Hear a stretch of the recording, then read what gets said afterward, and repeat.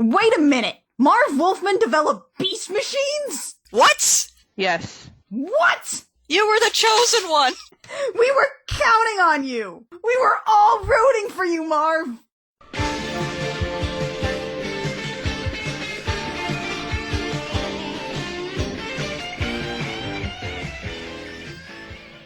Hey there, Internet. I'm Annie. I'm Kit. And I'm Mac. And this is the JEM Jam, where we do an episode-by-episode recap of the 1980s cartoon JEM and the Holograms, because it is truly outrageous, and it ostensibly takes place in New York this episode. But we are doing episode 16 today, Broadway Magic, written by Marv Wolfman, of all people. Marv Wolfman is most commonly known for developing the New Teen Titans. He's also one of the minds behind Crisis on Infinite Earths.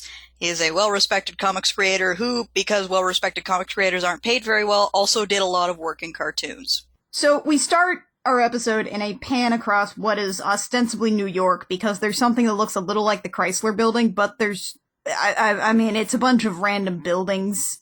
They basically just handed the artist a vague picture of New York, and they didn't realize it was supposed to be New York. Or something. I mean, we zero in on the office of Bob Merritt, producer. He's got it painted on the windows like a real old tiny guy. And then we meet Bob Merritt. And we also meet his assistant, who looks exactly like Jerrica, but with glasses. He's got a toupee that his assistant keeps pushing back onto his head. Yeah, there's a lot of slapstick in this part of the episode. I mean, it's not unwelcome, but it's a bit of a weird change of pace. And he is apparently ruined by this 3-act turkey with intermissions that he has produced. What a description. And he realizes that something's missing from this Broadway production. He didn't think to have any music. There's an actual line where he says, all along I've been doing a musical without music. How? In 1986, the Phantom of the Opera was starting to run in London, okay? Les Mis was on Broadway in 1987. We are starting to get into the era of gigantic, big-budget musicals that would continue well into the 90s.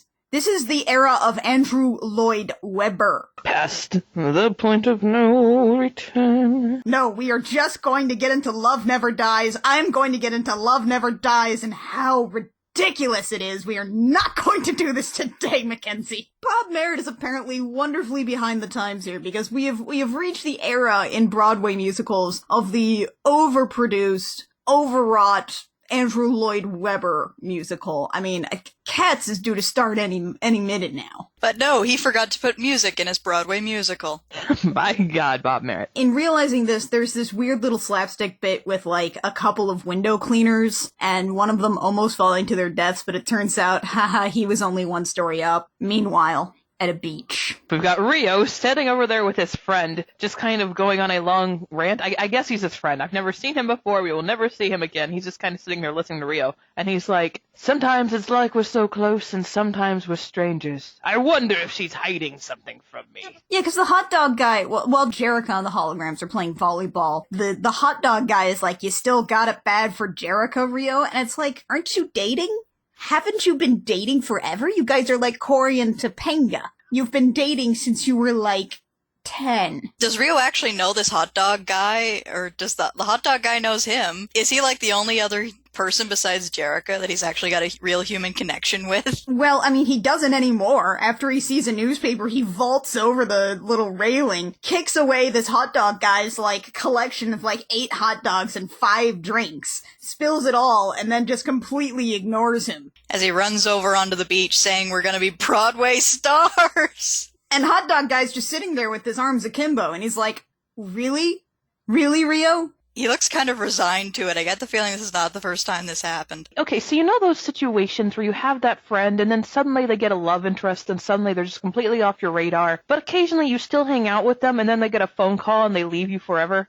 And it just keeps happening, and so you're like, well, I don't like that this is happening, but I'm resigned to this fate. That's this hot dog guy's situation here. And it's been happening since he was 11. Yeah. Poor hot dog guy. Meanwhile, in a gym, Eric Raymond is in a sweatsuit, and that's really the most important thing here. It really is the most important thing here. And he's animated in this episode with those little devil horns in his hair. Also, he's got some, like, weird jerks of animation in this episode that delight me. Eric's got the same paper that Rio just ran away screaming with. And he says, this is our ticket to superstardom. And as he says this, he puts his hands on his hips and thrusts his hips forward. That's what stardom is. Except then Stormer is like the first person to actually make another observation that actually is important, like she did in China with the earrings. I don't actually know Jem's name. Does anybody know her name? Like, I never heard of her before she joined the holograms. Does this seem weird to anyone else? And they're like, I need to have a song about this right now! Who is she? Anyway. It's a Misfits song. Who is she anyway? The only highlight of this video, really, for me, was that the holograms apparently have a tape titled Outraceos. What? I get the feeling it was supposed to say outrageous, but what it actually says on the tape cover is Outraceos. I've always been kind of a fan of this song. I love the fact that it is all plausible deniability for the Misfits. It's so something the Misfits would do. A song that's blatantly about how much they hate JEM and how much of a jerk they think JEM is. But, you know, if you directly confront them, like, no, it's a song about how, like, a guy I like is interested in someone else and I don't understand it. And at the end of the video, we've got the exact same gag that you used in Ask Abrasive Tally with the masks. Yeah, oh my god, it's a nightmare. They want to find out who JEM is, so they take off her mask, and they take off her face.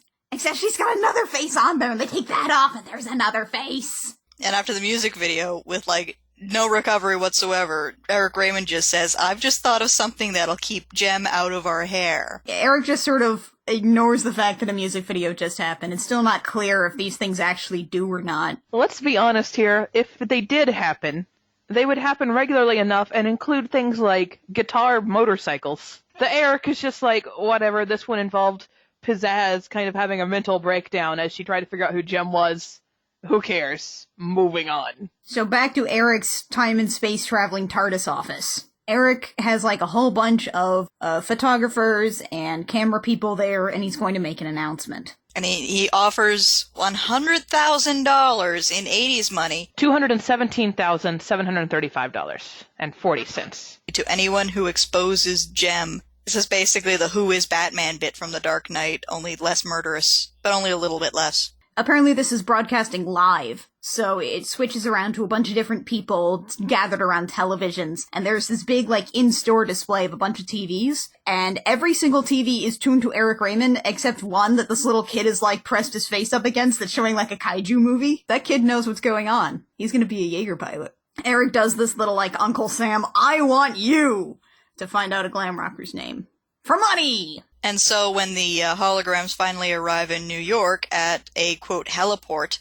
That's like at the top of a building that they later say is an airport. I don't know what's going on there, but a bunch of reporters swarm them. And one of them is asking JEM if she's a spy. Which I guess there's worse covers. So the holograms and JEM and Rio make it to the bottom of the building that is maybe an airport. And they rush into a cab which has the best cabbie. This show has the best one-off side characters. They are always, like, consistently the best character in every episode. The cabbie is just, like, this red-headed white woman, which is a little weird to begin with, but she's, like, doing the worst Brooklyn accent. She's like, Mister, you want fast? You got it! That was really bad, but that wasn't much better than hers. So, like, on their way to the airport, the cabbie exposits and fills them in on this little Eric Raymond thing. It makes Rio so mad, he smacks his fist into his palm. So meanwhile, at the theater, the Misfits are performing Making Mischief. Bob loves it. He thinks it's the greatest thing, it's perfect, but he has one more group, and they're like, well, they're not here. And then they are. It's the holograms. The holograms are like, sorry, we're late. And the Misfits are like, well, we weren't. JEM was in the cab.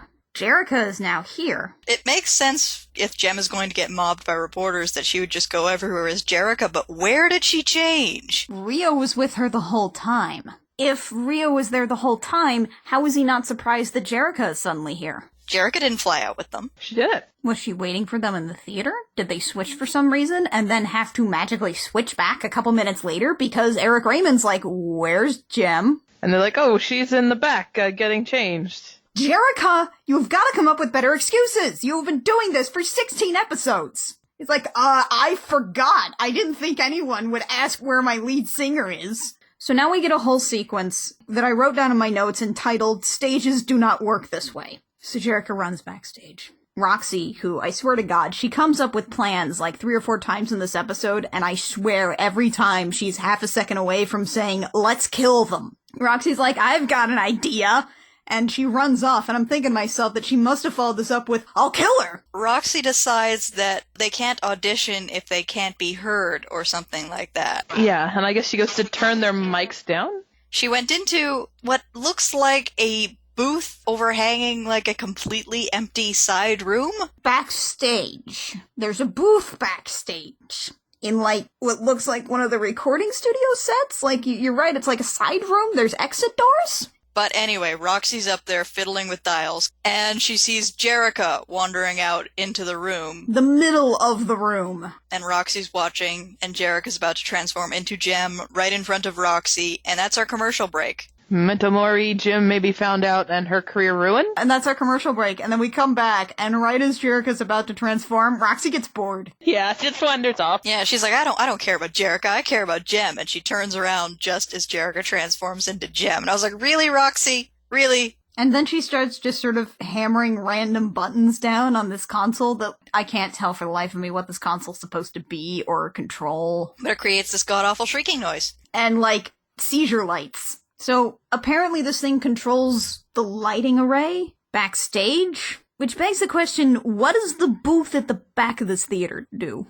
JEM runs up to the sound booth because Roxy has no idea what she's doing. Roxy runs away. JEM tries to turn off the noise. Roxy blames her, and JEM's like, Bob, you gotta believe me, I didn't do it. And he's like, yeah, alright. They don't call me Big-Hearted Bob for nothing. Tension point successfully pushed aside. And then it's time for the hologram's audition. Which is weird because Bob is then like, go ahead, JEM, set up your instruments. And I'm thinking to myself, do what now? They didn't bring instruments. No, they brought one instrument because when they're running in saying, sorry, we're late, Aja's carrying her guitar and just haphazardly running with it. Aja's the only one who remembered to bring her instrument. So our instruments just sort of happen like they always do. And then we have the dippiest JEM song. It's called Can't Get My Love Together. Which involves Rio running around New York in a trench coat. Yeah, Rio being stalked by a giant floating JEM head around New York. Most notable about this video for me was that Stormer actually does cry. Yeah, everybody cries in this. The video is so intent on telling us that this is sad. JEM cries sparkle tears. The best thing, honestly, to me about this video is that at one point it focuses over on Eric, who's watching everybody else cry, and he makes the best Skeletor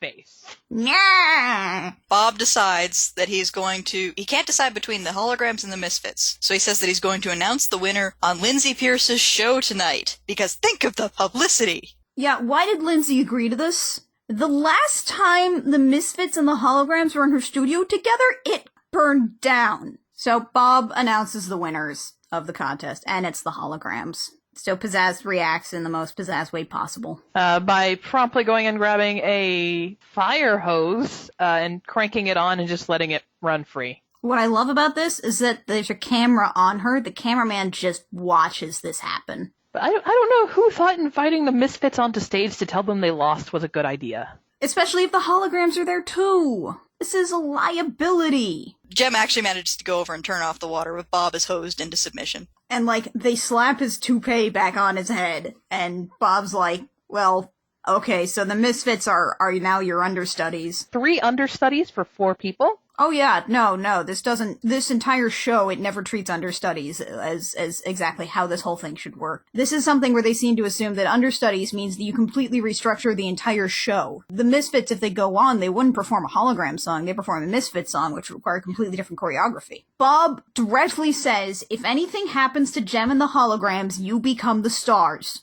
Bob, that is the worst thing you could possibly say.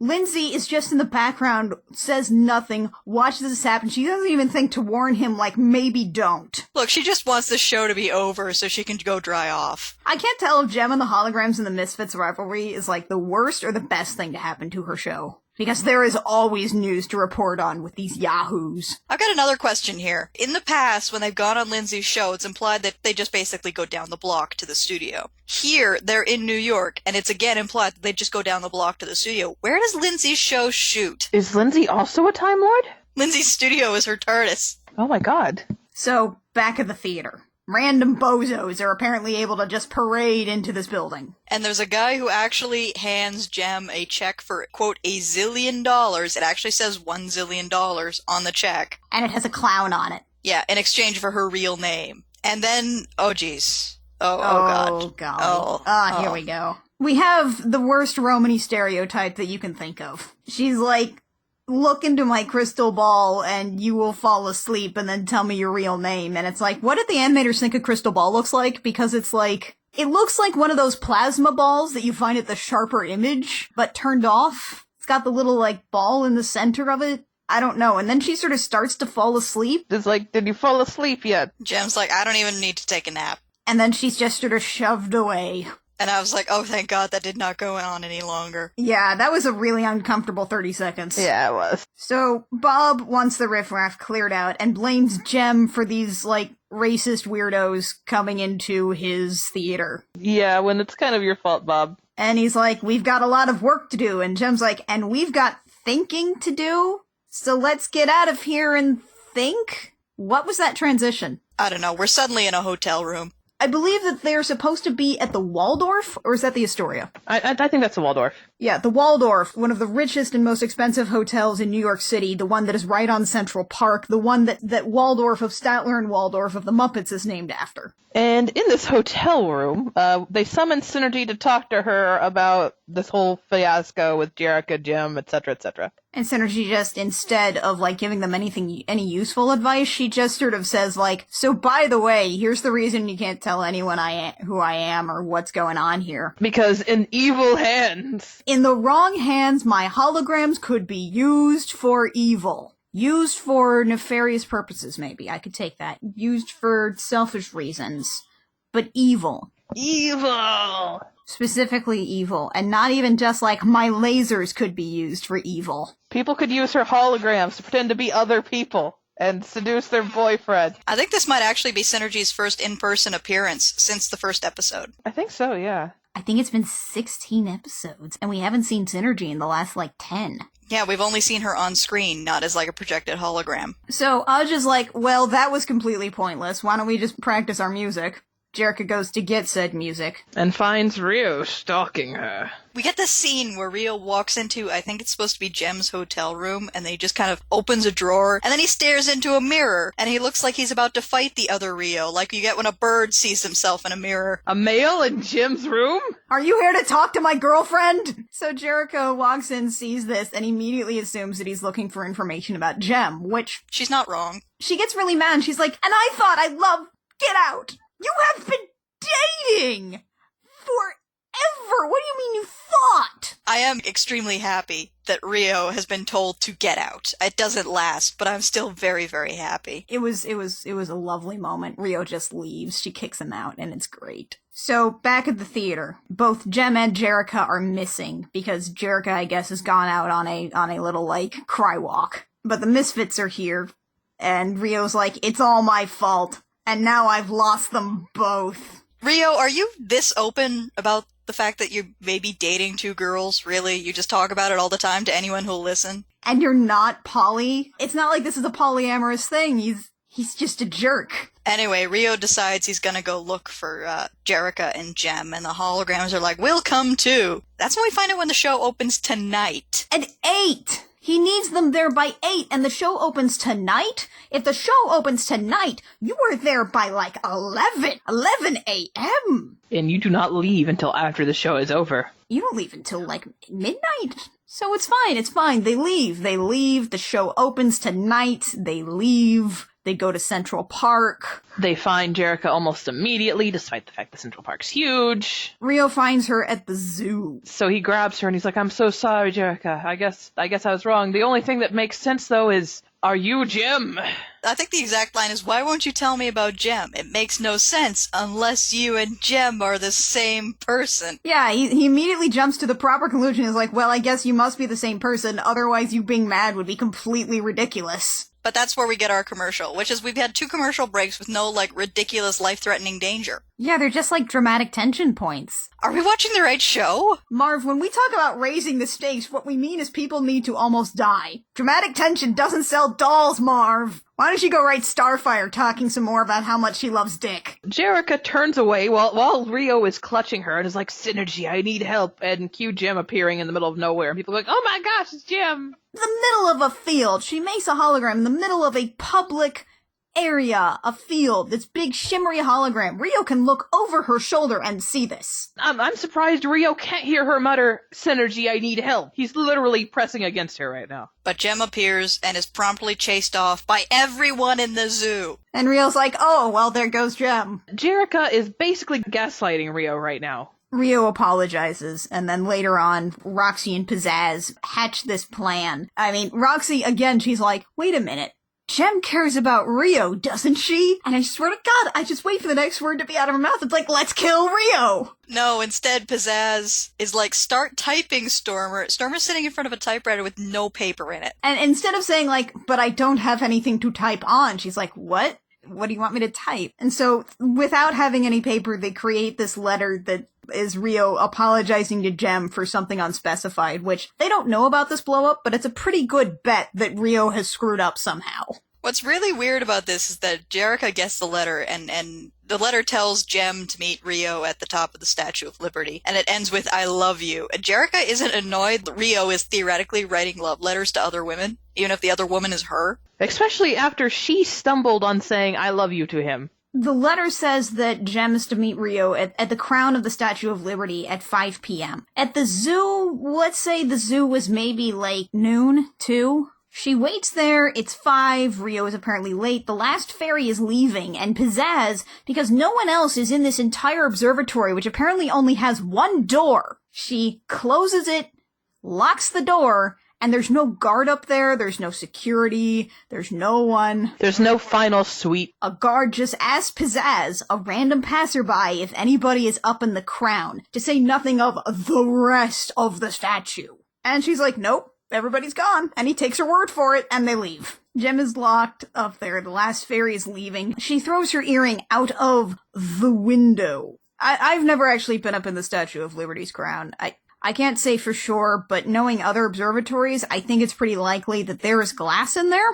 Yeah, there's like 5 inches of glass right there. And also the Ghostbusters? Also the Ghostbusters, yes. But yeah, Jem hucks an earring through the window to get the attention of some workers who are hanging around and just about to leave, and they have a boat. And she basically uses the Jem hologram to lure them up to the locked door and unlock it. She never actually gets that earring back, but it just sort of shows up. So the thugs agree to take her back to the mainland in exchange for her identity, and she's like, fine. And in 30 seconds time, the guy with like the jerry curl shoves out the bald guy. And as they're getting off, he's like, okay, reveal your real face to me. And Jem goes, okay, and peels off her face to reveal his face. Oh my god, it's the best thing. It's the best hologram. He instantly believes it. He instantly believes that she is him. Jem even says what are you gonna do with the money in his voice, and he's like, it's me! He has an existential crisis that dumps him right off of the dock. This guy is either he has such a tenuous grasp on reality, or he is doing so many drugs right now. And then because the episode is almost over, Marv Wolfman realizes just how far he has to get Jem in the next 2 minutes. The most incredible sequence happens. Best cab driver ever is back. Who is apparently just hanging out at the docks. You want fast, you got it. As she drives down the middle of the road, she's stopped by a, Chinese New Year's parade. And she says this in the best way possible, because she stops, and Jem's like, what are we gonna do? And she's like, well, it's a parade. That's it. We're stuck. Jem, Marty McFly's a skateboard. She gets a skateboard from some kids, and she skateboards down into a subway station, ollies over the turnstile, and goes into a subway train. And then from the subway train, she runs up some stairs into a hang gliding convention. A hang gliding convention! And steals a Pride hang glider. We have a quick intercut to the theater where Bob is like, it is 1 minute to the show, and then if she's not here 1 minute, it's a Misfits show. And then we cut back to the hang gliding convention. And she grabs the hang glider, and they're like, do you know how to use this? And she goes, I'm going to find out, and leaps from the top of the building, holding the hang glider. She hang glides over Manhattan to what we can probably assume is 42nd and Broadway. Well, she's officially late, and is it Kimber or Aja who points up at her? One of them points up to a skylight, which is in the backstage of a theater, and says, look, there's Jem. I half expected Jem to come crashing through the skylight like Batman. Oh my god, right? But instead, something even sillier happens. Nobody is surprised that she's hang gliding. The sticking point here is whether or not she'll be in costume by the time she lands. And she walks in costume, and the Misfits are like, how in the world did she do that? Not, why did she just hang glide onto the top of the building, but how did she get in costume? This is maybe the best thing that I've ever seen as, like, a way to get a character from point A to point B really, really fast. And then we get our third music video, which is Broadway Magic. There's a lot of animation budget used on this video, though. Yeah, she does some weird little dancing. There's lots of jazz hands. There's, like, women in Zatanna costumes. Near as we can tell, the show consists entirely of dancing women in Zatanna costumes and the holograms playing a single song. And doing, like, a little bit of the Charleston. And the weird thing is that this Broadway song seems to be part of, like, sort of the vaudeville tradition, instead of what we have in the late 80s, which is the very story-based Broadway show.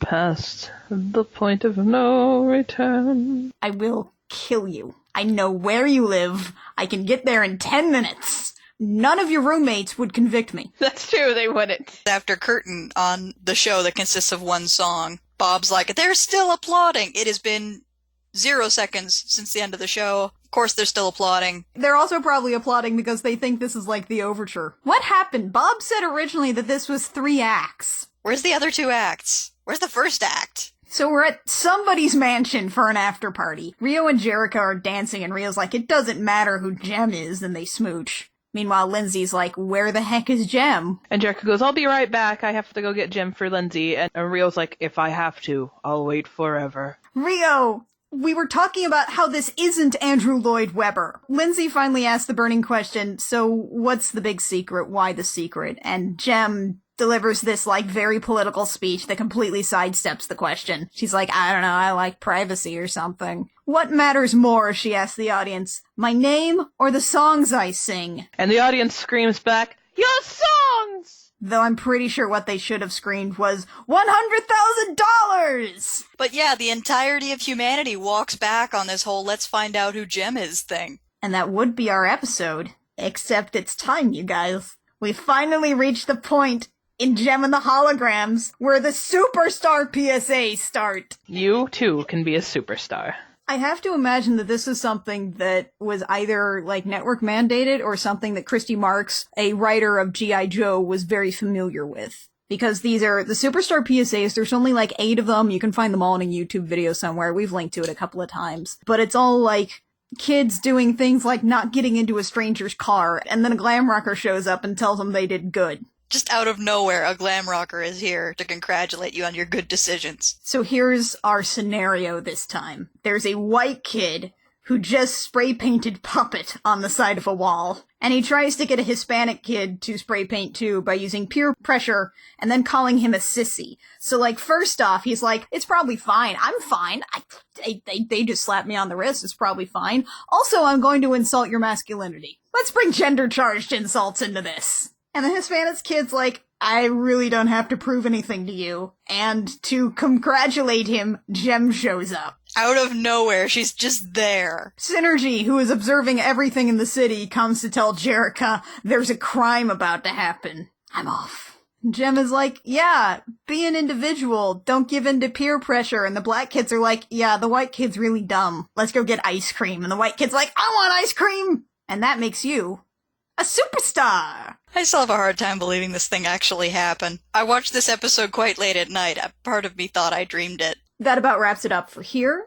We are the Gem Jam, of course. You can find us on iTunes, SoundCloud, Stitcher, and YouTube. We are a Patreon-supported podcast. If you like what we do, go drop us a couple of bucks. Would be super great. If not, we always love to hear from you. You can join us here every Sunday. We will see you next Sunday. And until then, I'm Annie. I'm Kit. And I'm Mech. And this has been the Gem Jam, where sometimes you have to be cruel to be outrageous.